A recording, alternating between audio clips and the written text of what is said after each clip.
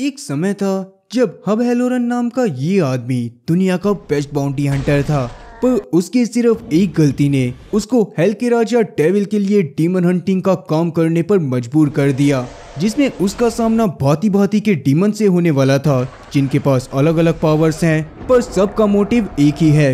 लेकिन वो जानने के लिए पहले हमें ये जानना पड़ेगा कि हब एक नॉर्मल बाउंटी हंटर से एक बैडएस डीमन हंटर कैसे बना। इस सब की शुरुआत असल में तब हुई जब हब असल में मामूली सा बॉन्ड्समैन था। बॉन्ड्समैन असल में एक तरह से बाउंटी हंटर्स को ही कहा जा सकता था, जो कि पुलिस की कैद से छूटकर भाग जाने वाले लोगों को पकड़कर या तो उन्हें मार देते थे और या तो पुलिस के हवाले कर देते थे। इसी तरह से हब का घर चल रहा था। आज भी हब एक जैब नाम के कैदी को पकड़ने के लिए आया होता है, पर हब के लाख बुलाने के बावजूद भी जैब अपने घर से बाहर नहीं आता और इसीलिए हब उसके घर के अंदर एक मधुमक्खी का छत्ता डाल देता है, जिससे जैब तिलमिलाता हुआ घर के बाहर आ गया था। पर जब हब उसको पकड़ता है तो उसको पता चलता है कि वो आदमी असल में जैब था ही नहीं। उस आदमी का नाम बिली होता है, जो कि अर्ल्स ब्रदर का गैंग मेंबर था। अर्ल्स ब्रदर दो भाइयों बिली और क्लाइड की एक टीम थी, जो कि लोगों की सुपारी लेकर उन्हें जान से मारने का काम किया करते थे, और आज के दिन उनको हब को मारने की ही सुपारी मिली होती है। तभी क्लाइड पीछे से आकर हब को शूट कर देता है, और ताकि हब के बचने की कोई गुंजाइश बाकी ना रह जाए, इसीलिए वो बुरी तरह से हब के गले को भी काट देता है। थोड़ी देर बाद हम लोग हब को उसी घर की दो दीवारों के बीच में देख पाते हैं। उस समय पर अचानक से हब के हाथ पर एक डिमोनिक साइन आ गया था, और इतनी बुरी तरह से मौत होने के बावजूद भी वो एक बार फिर से जिंदा हो गया था। तब वो जैसे तैसे दीवार को धक्का देकर दीवार के बाहर आ जाता है, और ये सब पॉसिबल बस इसी वजह से हो पाया था क्योंकि जहां इंडिया में लोग सीमेंट की दीवारें बनवाते हैं, वहीं दूसरी कंट्रीज में ज्यादातर दीवारें कार्डबोर्ड की होती हैं। अपनी शक्ल को मिरर में देखने पर तो हब के पूरी तरह से होश उड़ गए थे, क्योंकि उसका गला अभी भी पहले की तरह ही कटा हुआ था, पर उसके बावजूद भी वो जिंदा था। हब जब उस घर से बाहर निकलने की कोशिश कर रहा था, तब तक घर के बाहर टेटर नाम का एक आदमी आ गया था। वो हब को जिंदा देखकर काफी ज्यादा डर जाता है, और हब भी अगले ही पल उसके ऊपर अटैक कर देता है। पर टेटर की बातों से हब को पता चलता है कि टेटर को असल में अर्ल ब्रदर्स ने ही हायर करा था, ताकि वो इस घर को आग लगवाने के बाद यहाँ पर से इंश्योरेंस के पैसों को क्लेम कर सके। टेटर तो हब की हालत को देखकर ही काफी ज्यादा डरा हुआ था, क्योंकि हब की गर्दन काफी ज्यादा भयंकर लग रही थी, और ऐसी हालत में किसी भी इंसान का जिंदा रहना तो बिल्कुल मुमकिन नहीं था। लेकिन हब को तो इस सब की टेंशन ही नहीं थी, और वो अपनी सिगरेट को आराम से पी रहा था, जिसका धुआं उसकी कटी हुई गर्दन से बाहर आ रहा होता है, जो देखकर हब तुरंत ही अपनी गर्दन को एक डक्ट टेप से चिपका लेता है। वो अपने हाथ पर मौजूद डिमोनिक साइन को हटाने की भी कोशिश करता है, पर वो डिमोनिक साइन तो जाता ही नहीं है। इसीलिए वो तुरंत ही अभी टेटर को एक गाड़ी की डिग्गी में डालता है और उसे अपने घर की तरफ लेकर जाने लगता है। घर की तरफ जाते समय उसकी बॉडी पर लगे सारे घाव धीरे धीरे सही हो रहे थे, और उसके घर तक पहुंचने तक उसकी गर्दन भी पूरी तरह से सही हो जाती है। उसने अपने साथ लाई गई गाड़ी को गराज के अंदर खड़ा कर दिया था, और वो उसी गराज में रहा करता था। उसी गराज के पास हब की माँ किटी का भी घर होता है, और किटी खुद भी पहले एक बॉन्ड्समैन हुआ करती थी। हालांकि पिछली रात के बारे में हब ने किटी को कोई बात नहीं बताई थी, पर उसे किसी भी हालत में अभी किटी का ट्रक ढूंढना था, जिसको अर्ल्स ब्रदर ही चुरा कर ले गए थे। हालांकि अभी तक तो अर्ल्स ब्रदर का लीडर जेल में था, पर हाल ही में लकी नाम के एक बंदे ने उसकी जमानत करवा दी थी, और वो लकी नाम का बंदा कोई और नहीं बल्कि हब की ही एक्स वाइफ का प्रेजेंट बॉयफ्रेंड होता है, जिसके बारे में जानने के बाद हब को काफी ज्यादा गुस्सा आया था, क्योंकि कहीं ना कहीं अब उसे ये बात तो समझ आ गई थी कि उसको भी मरवाने के लिए अर्ल्स ब्रदर को सुपारी किसी और ने नहीं बल्कि लकी ने ही दी होगी। हब ने तो इस बात तक का प्लान बना लिया था कि वो किसी भी हालत में अब लकी से बदला लेकर रहेगा। तभी अचानक से उसको पोर्टो गोल्ड नाम की कंपनी से एक कॉल आता है, जिसको वो कोई सर्विस प्रोवाइडर कंपनी समझकर इग्नोर कर देता है, पर अगले ही पल उसके पास मौजूद हर एक फोन पर उसी सेम कंपनी से कॉल आने लग गए थे, जिसको देखने के बाद तो वो पूरी तरह से हैरान हो जाता है। पर इसके बावजूद भी वो सब कुछ इग्नोर करता है और पहुंच जाता है सीधा लकी के क्लब के अंदर। उसी क्लब के अंदर हब की एक्स वाइफ मैरियन भी गाना गा रही होती है, क्योंकि पेशे से वो एक बहुत बड़ी म्यूजिशियन थी। पहले के समय पर हब भी उसके साथ गाने गाया करता था, पर एक समय पर उसने गाने बजाने का काम छोड़ दिया और मुजरिमों को बजाना चालू कर दिया। हब को जिंदा देखकर तो लकी एकदम हक्का बक्का रह गया था, पर हब उससे डायरेक्टली इस बारे में बात कर पाता उससे पहले ही वहां पर हब और मैरियन का बेटा केट पहुंच जाता है, जिस कारण से हब अभी लकी से इस बारे में बात नहीं कर पाता और लकी वहां से काम का बहाना करके निकल जाता है। मैरियन का गाना खत्म होने के बाद हब जाकर उससे भी बात करने की कोशिश करता है और साथ ही वो उसे समझाता भी है कि लकी अभी भी कोई अच्छा आदमी नहीं है। असल में लकी पहले के समय पर एक बहुत बड़ा क्रिमिनल हुआ करता था, पर जब से मैरियन उसकी लाइफ में आई थी तब से उसने हर एक गलत काम को छोड़कर एक बहुत ही अच्छा इंसान बनने का फैसला करा था। लेकिन मैरियन को तो इन सब बातों पर बिल्कुल भरोसा नहीं होता, क्योंकि हब के गले पर चाकू से अल्स ब्रदर ने जो टैटू बनाया था वो टैटू पूरी तरह से गायब हो चुका था। और एक यहाँ पर हम लोग हैं जिनके अगर कुत्ता काट के भी टैटू बना दे तो वो वाले टैटू का निशान भी जिंदगी भर के लिए हमारे साथ ही रह जाता है।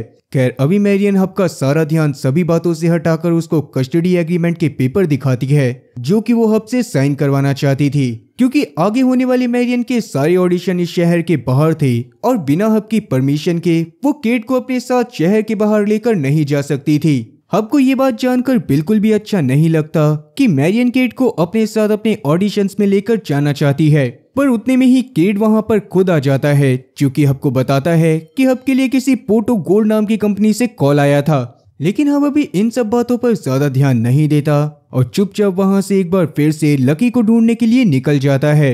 उसे पता चला था कि लकी पोकर क्लब की तरफ गया है। उस रास्ते पर चलते हुए उसे रास्ते में फादर रॉन भी दिखाई देते हैं जो कि अभी के समय पर काफी ज्यादा खतरनाक लग रहे थे और उनको देखने पर ऐसा लग रहा था जैसे कि उनको किसी डीमन ने पोजेस कर रखा हो। पर हब अभी उन पर भी ध्यान नहीं देता और सीधा पोकर क्लब की तरफ जाने लगता है। पोकर क्लब के बाहर पहुंचने पर उसे लकी की गाड़ी दिखाई तो दे गई थी, पर जल्दी ही उसे ये बात भी समझ आ जाती है कि ये सब भी लकी की ही एक चाल है। वो खुद तो अभी भी अपने ही क्लब में बैठा हुआ था और उसने जानबूझकर हब को यहाँ पर भेजा था ताकि अंदर बैठे जेब और अल्स ब्रदर उसे जान से मार सकें। किस्मत से कुछ काम करने के लिए उसी समय पर जेब बाहर आ जाता है, जिसको देखने के बाद हब ने तुरंत ही उसे गन पॉइंट पर ले लिया था और उसी बात का फायदा उठाते हुए वो बिली और क्लैड के सामने भी चला जाता है।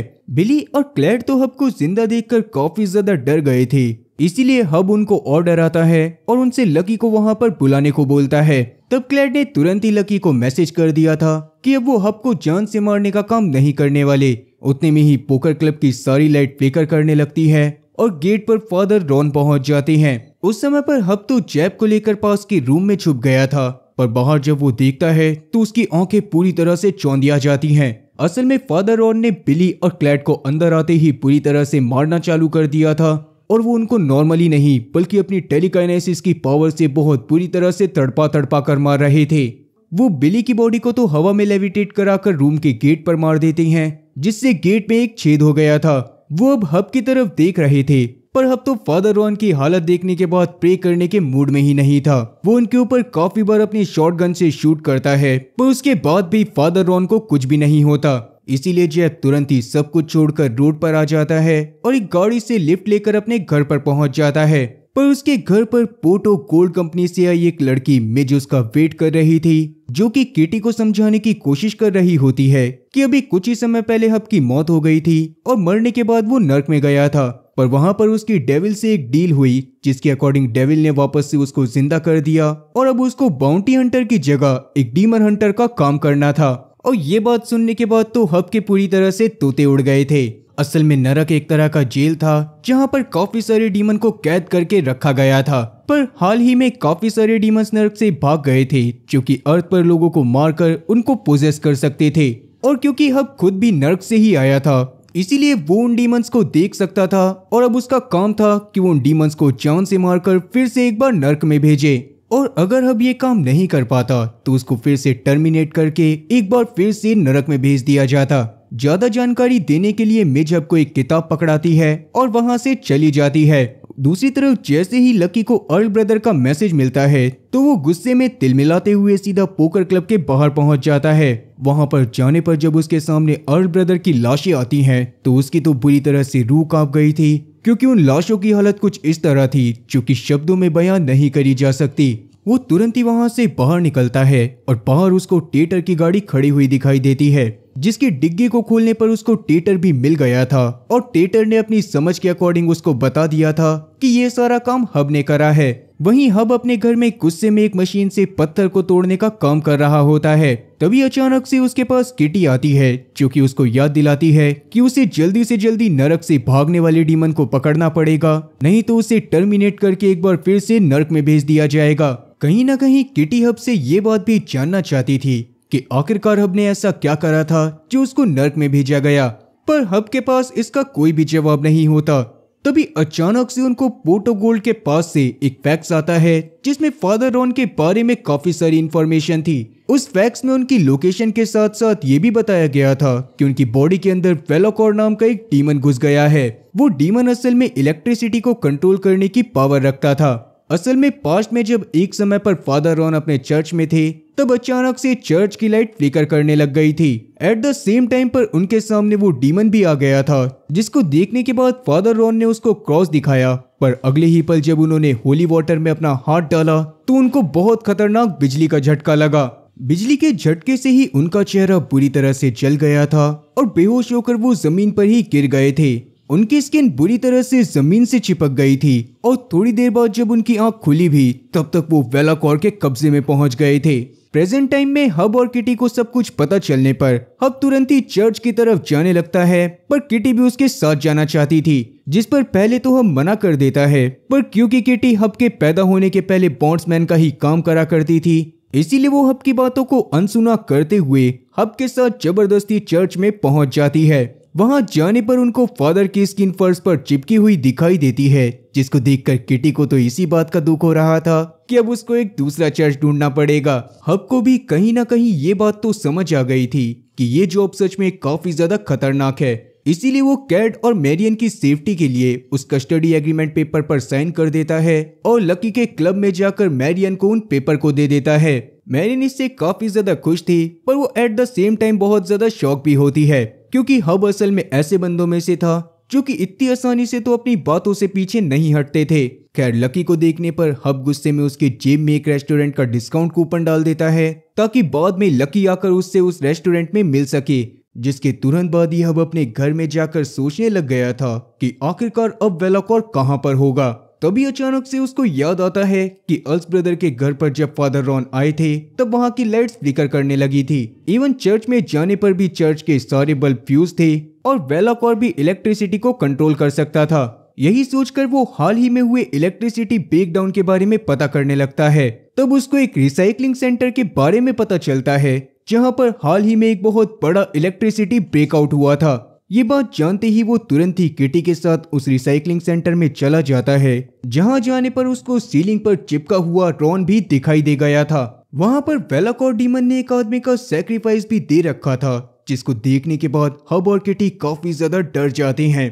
तभी अचानक से वेलोकॉर हब के ऊपर अटैक कर देता है, पर हब जैसे तैसे खुद को छुड़वा लेता है। उसी बीच किटी ने पास में एक बियर ट्रैप लगा दिया था और किस्मत से रॉन उसमें फंस भी गया था, लेकिन रॉन को काफी बार शूट करने के बावजूद भी रॉन नहीं मरता और जैसे तैसे खुद को बियर ट्रैप से छुड़वा लेता है। उसने हब को हवा में लटका दिया था और वो उसको लगातार टॉर्चर कर रहा था। तभी अचानक से किटी को कुछ याद आता है और वो सीधा जाकर रॉन के सर पर शूट करती है। असल में मिज ने उन्हें बताया था कि ह्यूमन बॉडी में चाहे ह्यूमन सोल हो चाहे डिमोनिक, बॉडी को ऑपरेट सिर्फ ब्रेन से ही करा जा सकता है, इसीलिए डीमंस को खत्म करने के लिए भी सर पर ही शूट करना होगा।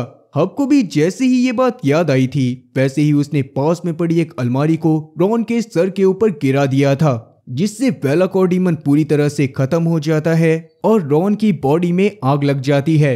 उसकी बॉडी जलने से रिसाइकलिंग सेंटर में भी आग लग गई थी, इसीलिए हब और किटी जल्दी से वहां से भाग निकलते हैं। पर उस समय पर हम लोग टेटर को भी वहां पर देख पाते हैं जो कि हब और किटी की रॉन को मारते हुए फोटोज खींच रहा था। तब टेटर को वहां पर एक ट्रायंगल भी दिखाई देता है जिसके बीच में ही वेलोकॉर ने वहां काम करने वाले आदमी को मारा था। टेटर ने वो सारी की सारी फोटोज ले जाकर अगले दिन लकी को दिखा दी थी और टेटर को लग रहा था कि हब और किटी असल में एक डीमन है।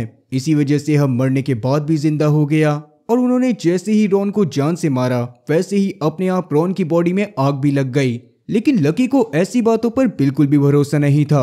वो उल्टा टेटर को डांटता है और उसको वहां से भगा देता है, पर क्योंकि ये सारी फोटोज उसके काफी ज्यादा काम आ सकती थी इसीलिए उसने उन फोटोज को अपने पास ही रख लिया था।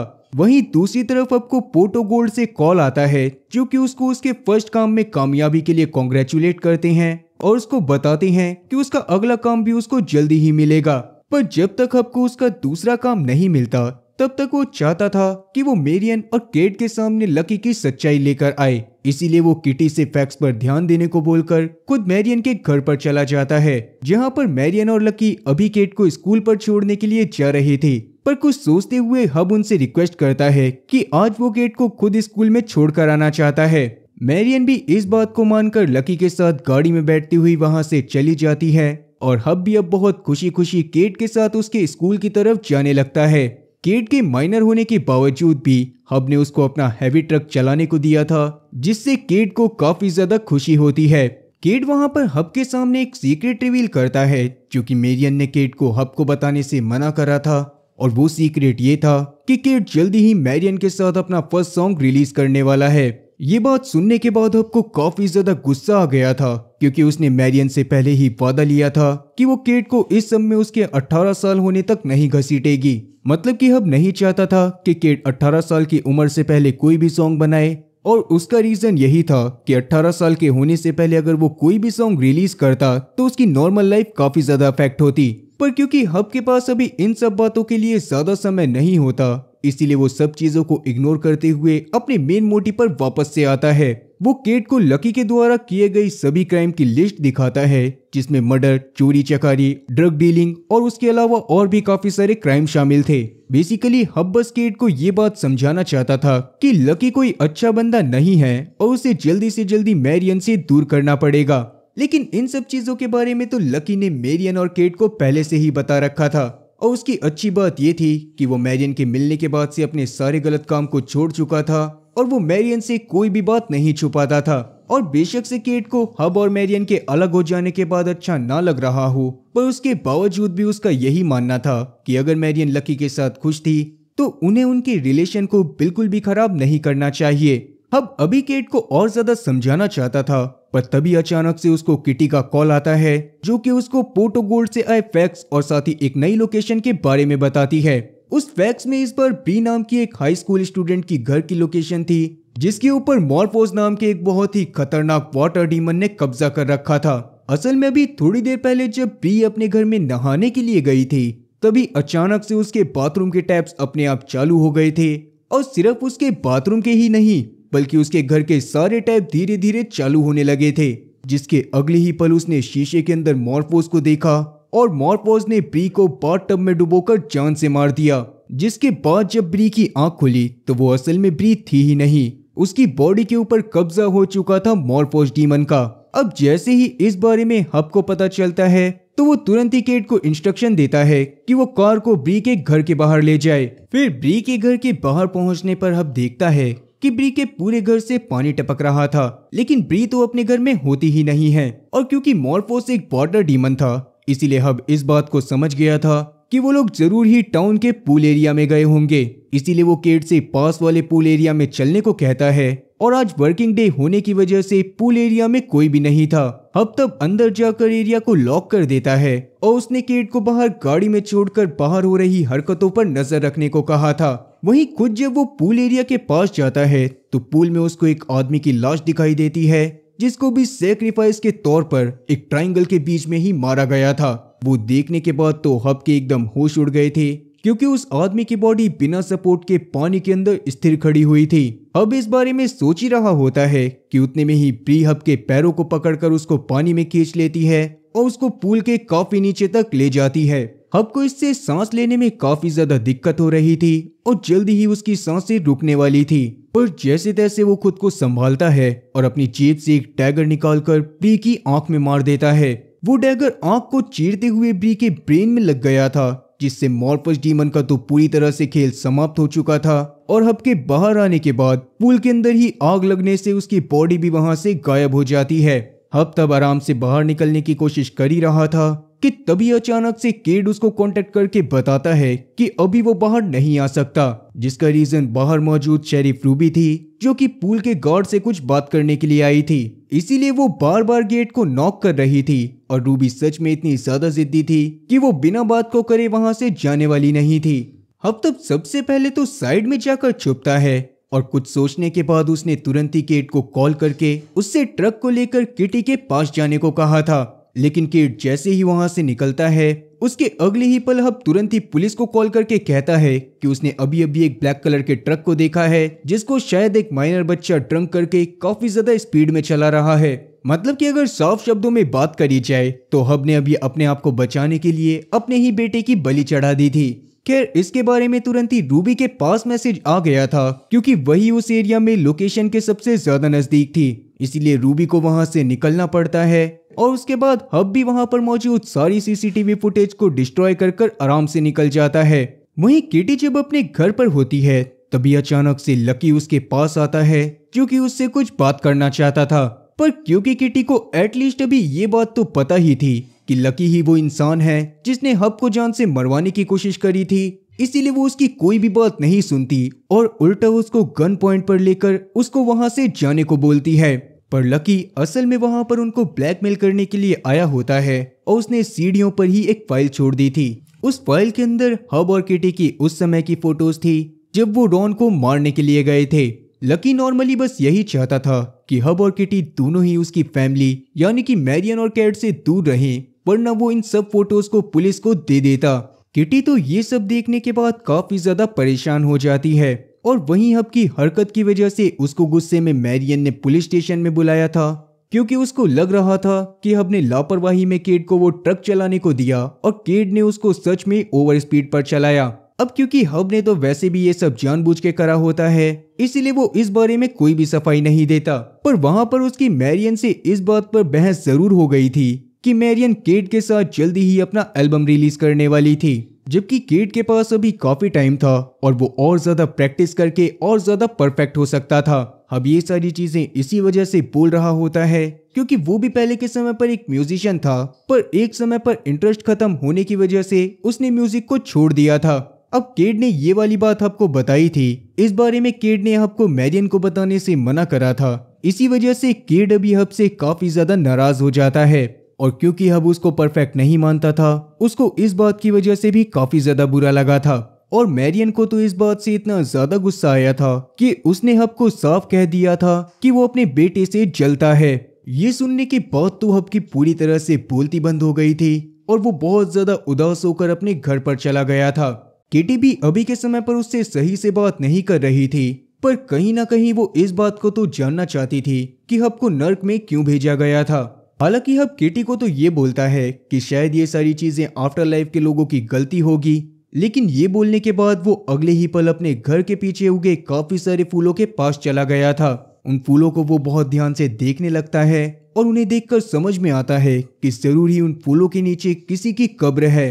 उस कब्र के अंदर 1 महीने पहले हब ने एक औरत को जान से मारकर गाड़ दिया था और यही रीजन था कि मरने के बाद उसको नरक मिला। पर वो औरत है कौन और हब ने उसकी जान क्यों ली, वो सब हमें आगे जानने को मिलेगा। खैर प्रेजेंट में हब अपने घर में जाकर उस समय के वीडियोस को देख रहा होता है जब वो मैरियन के साथ गाने गाया करता था। तभी अचानक से उसको पोर्टो गोल्ड के एक फैक्ट से एडोस नाम के एक डीमन के बारे में पता चलता है जिसने टाउन के एक शेरिफ ब्रिगिस को पोजेस कर लिया था। एडोस अर्थ एलिमेंट को कंट्रोल कर सकता था और उसकी लोकेशन एक फूड वैन के पास दिखा रही थी। सुबह के टाइम पर असल में जब ब्रिजिस एक फूड वैन वाले आदमी को धमकाकर उससे एक बर्गर और कुछ पैसे लेकर अपनी गाड़ी में आकर बैठता है, तब उसको अपने रियर व्यू मिरर में एडोस दिखाई देता है जिसने मिट्टी के छोटे छोटे कणों को ब्रिजिस के मुंह में डालकर उसको पोजेस कर लिया था और उसके अगले ही पल ब्रिजिस ने अपने नाखूनों से अपनी गर्दन को चीर लिया था। ब्रिजिस वैसे तो मर चुका था, पर एडोस से पोजेस होने के बाद वो एक हार्डवेयर स्टोर के पास चला जाता है। हब का प्लान भी अब उधर ही जाने का होता है। वो इस बारे में किटी को बताने के लिए किटी को आवाज लगाता है, पर किटी तो पहले ही एक शॉटगन को अच्छे से पेंट करने के बाद कुछ ड्रग्स के पैकेट को लेकर कहीं पर चली गई थी। दूसरी तरफ केट की जब से हब से बहसबाजी हुई थी तब से उसका मूड सही नहीं होता, पर क्योंकि इससे उसकी परफॉर्मेंस पर भी काफी ज्यादा असर पड़ रहा था इसीलिए मैरियन उसको तब हब की बातों पर ध्यान ना देने को कहती है। लेकिन केट तो हब की बातों को अपने दिमाग से निकाल ही नहीं पाता। मैरियन तब इस बारे में जाकर लकी को बताती है जो कि पहले से ही हब के ऊपर भड़का हुआ था और अभी के लिए वो हब और किटी के रॉन को मारने वाली बात को मैरियन को बताने वाला था, पर वो मैरियन को वो फोटो दिखा पाता उससे पहले ही वहां पर एक आदमी आकर लकी को बताता है कि उसकी गाड़ी में आग लग रही है। ये जानने के बाद लकी भगा भगा मैरियन के साथ अपनी गाड़ी के पास चला गया था। वहीं नीचे हम लोग किटी को देखते हैं जिसने ही ये सारा कांड करा था और अभी के लिए वो लकी के रूम में जाकर उन ड्रग्स और साथ ही उस पेंट करी गई शॉटगन को रख देती है।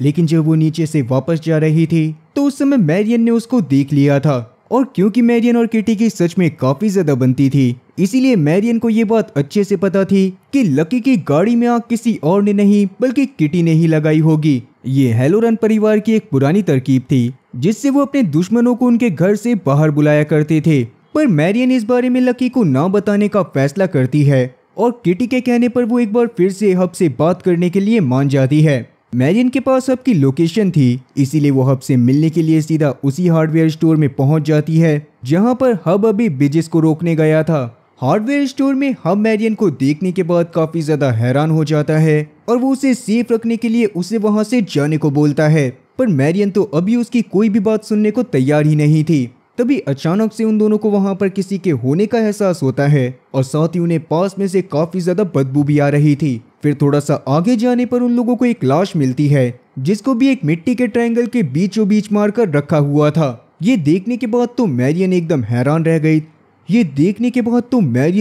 हैरान हो जाती है और वहां से भागने की कोशिश करने लगती है। तभी उसके सामने ब्रिजेस की बॉडी में एडोस आ जाता है जो कि उसको जान से मारने वाला था। पर तब तक हब भी वहां पर आ गया था और उसने ब्रिजेस को काफी बार शूट करा था। मैरियन शुरू में तो हब को रोकने की कोशिश कर रही थी पर जब वो देखती है कि इतनी सारी गोलियां लगने के बावजूद भी ब्रिजेस को कुछ भी नहीं हुआ तो उसकी रूह अंदर से कांप उठती है। उस समय पर ब्रिजेस ने हब के ऊपर अटैक भी कर दिया था और वो हब को जान से मारने वाला था। पर जैसे तैसे मैरियन उस समय पर हिम्मत करती है और पास में पड़े एक फावड़े को ब्रिजेस की पीठ पर मार देती है जिससे ब्रिजेस का ध्यान भटक गया था और अब वो मैरियन की तरफ बढ़ रहा था। पर वो मैरियन को नुकसान पहुंचा पाता उससे पहले ही हब अपनी गन को उठाता है और सीधा ब्रिजेस के भेजे में एक गोली उतार देता है जिसके तुरंत बाद ही ब्रिजेस की बॉडी में भी आग लग गई थी और उसकी बॉडी में आग लगने के बाद हार्डवेयर स्टोर भी आग की लपटों में आने लगता है। उस समय पर हब मैरियन को शांत करवाते हुए जैसे तैसे अपने घर पर ले गया था जहां पर मैरियन के नहाने के बाद वो मैरियन को अपने बारे में सारी सच्चाई बता देता है कि कैसे उसके मरने के बाद उसको गलती से नरक में डाल दिया गया और वहां पर उसको डेविल से डील करनी पड़ी कि वो उसके लिए डीमन हंटिंग का काम करेगा।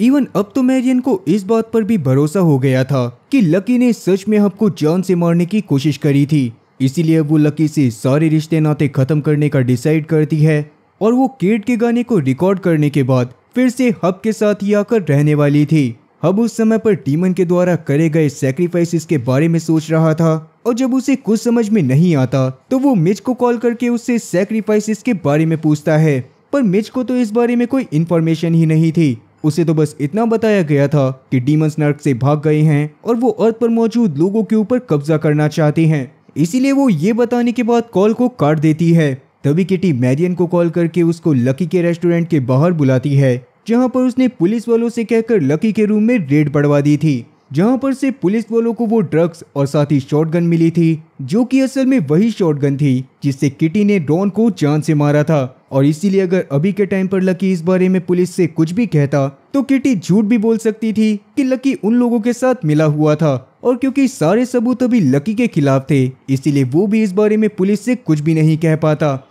आगे जब मैरियन जाकर लकी से बात करती है तो लकी अपनी हरकतों के लिए मैरियन को सफाई देने की कोशिश करता है पर मैरियन ने तो अब उससे हमेशा के लिए दूर रहने का डिसाइड करा था। इवन वो उसको डराने की भी कोशिश करती है कि जैसा कि लकी ने हब की गर्दन कटवाकर उसे मारने की कोशिश करी थी पर उसके बावजूद भी हब जिंदा था तो वो कोई मामूली इंसान तो है नहीं और अगर शायद लकी की जगह पर मैरियन होती तो वो हमेशा के लिए हब से दूर ही रहती। इतना बोलने के बाद मैरियन उसके पास से चली जाती है। दूसरी तरफ हब जाकर केट से अपनी गलती के लिए माफी मांगता है और साथ ही वो उसको उसके काम के लिए मोटिवेट करके मैरियन के साथ उसको शहर के बाहर भेज देता है। अब बाहर जाने पर हब और किटी की मुलाकात शेरिफ रूबी से होती है जिसको वैसे तो शुरुआत में ये लग रहा था कि ब्रिजेस की मौत हार्डवेयर शॉप में आग लगने की वजह से हुई थी। पर जब से उसको ये बात पता चली होती है कि ब्रिजेस के मरने से पहले हब उसको ढूंढ रहा था और आग के पूरी तरह से लगने के थोड़ी देर पहले हब और साथ ही मैरियन की लोकेशन उसी हार्डवेयर स्टोर के पास थी